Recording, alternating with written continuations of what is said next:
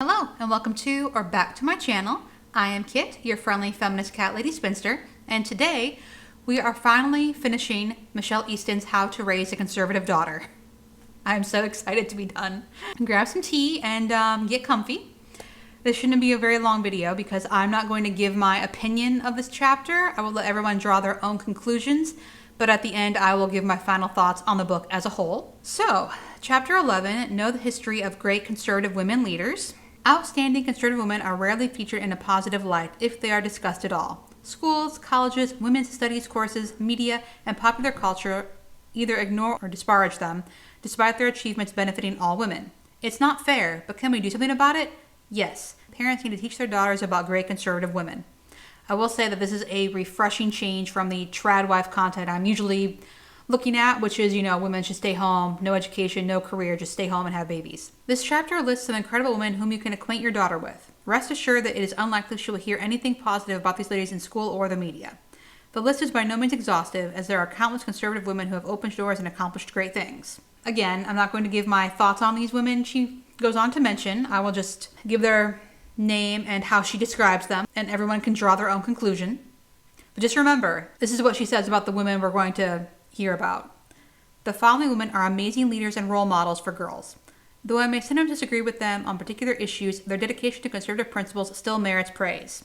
Take heart and know that your daughter comes from a long lineage of strong, graceful ladies, many of whom are fighting the good fight right now. Clare Boothe Luce, the preeminent Renaissance woman of the century and namesake of the Center for Conservative Women. Margaret Thatcher, Britain's first philosophically conservative prime minister. Phyllis Schlafly, conservative icon who mobilized millions of proud women to defeat radical feminism and champion America. Dr. Mildred Fay Jefferson, early right-to-life leader. Frances Willard, seldom venerated suffragette who focused on home and family. Abigail Williams, avid defender of women during the early years of the Republic. Mother Teresa of Calcutta, towering religious figure who dedicated her life to serving others. Ayn Rand, influential author who popularized economic freedom with her brilliant best-selling novels. Senator Marsha Blackburn, most prominent U.S. Senate leader for conservative women's views. Kellyanne Conway, senior White House counselor and first woman to run a successful presidential campaign in American history. Governor Kristi Noem, conservative leader who dared to protect constitutional freedoms during the COVID-19 Chinese virus pandemic. Cleta Mitchell, patriot, campaign finance expert, and political law attorney who exposed the Obama administration's IRS attacks on conservatives. Dr. Laura Schlesinger, a prolific, no-nonsense talk radio host who stressed personal responsibility, morality, and traditional values. Nani Darwish, a Muslim-turned-Christian who lives under a fatwa for exposing Islamic fundamentalist abuses against women. Star Parker, a conservative woman of faith who rose above welfare, abortion, and drugs to impact the lives of countless women. Conclusion. Congratulations, you are to be commended. Your commitment to raising a conservative daughter in a hostile and often toxic culture shows you are dedicated to purposeful parenting. As we've discussed, it's not easy, but nothing worth doing ever is. Your daughter is certainly worth the effort. Even if she doesn't appreciate it now, she will later. I just wonder what happens if you do everything the book says to do and your daughter goes off to school and becomes a leftist. Beyond the myriad concepts, tools, and tips I've offered throughout this book, I'd like to leave you with a few final words of encouragement. First, while there is no such thing as a perfect parent, there is such a thing as a perfect and holy God. The best parental decisions, values, and principles flow from and are seen in the way our Heavenly Father loves His children. So, when in doubt, our default parental setting should be to return to the immutable and transcendent Judeo-Christian truths that shaped America's founding. Along your daughter's journey, you will experience trials and triumphs. Just as it's important to extend grace and understanding to your daughter, so too must you do the same for yourself. Life is messy and unpredictable. Sometimes forces beyond our control come crashing and disturb our pristine parenting plans. That's normal. Don't beat yourself up when your daughter makes disappointing choices or when the lessons you intended to teach don't seem to stick day by day. Parenting is a marathon, not a sprint. Lessons you think may have fallen on deaf ears may later take full bloom in your daughter's heart and actions. Remember, as long as you are instilling the core conservative pillars we've discussed and seeking teachable moments to reinforce them, your daughter will be far more likely to embrace them over time.